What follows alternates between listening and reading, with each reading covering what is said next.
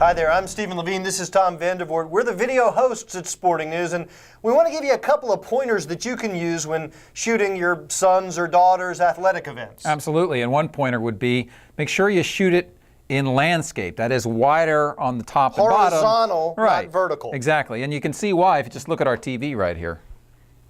You want it to fit that screen. Yeah. So think about it that way. Otherwise, you have skinny video syndrome, which you definitely don't want. No, you don't. No. No, you don't.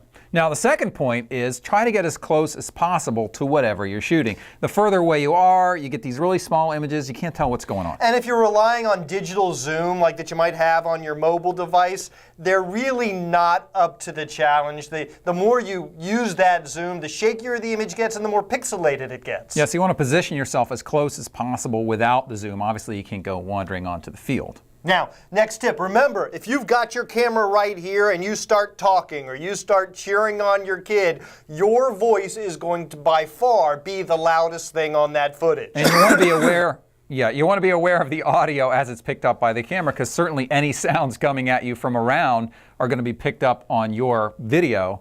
And you might want to screen that, because every so often people might let out certain words that you might not want to show up. If the guy sitting behind you that you don't even know lets loose with, I don't know, an F-bomb or something like that, it's probably not going to be a video we can use at Sporting News. Which would be a shame. It would be a shame. Now, the other thing you want to do is when you're following action, after all this is sports and there is action, you want to follow it with the camera itself, not with your body. Right? Not with your legs, because when you move around, as you can see, you're going to get a lot of bouncing.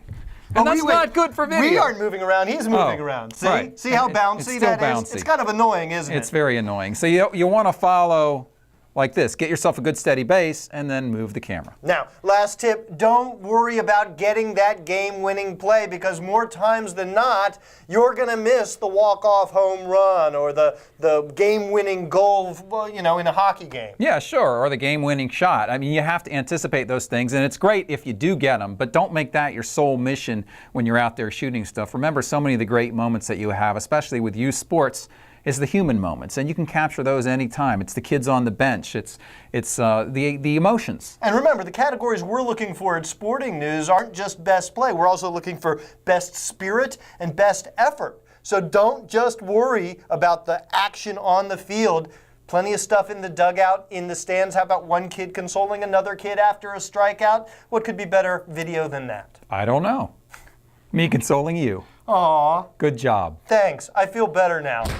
For Tom Vandervoort, I'm Stephen Levine. Now that you've watched our video, we're looking forward to watching yours.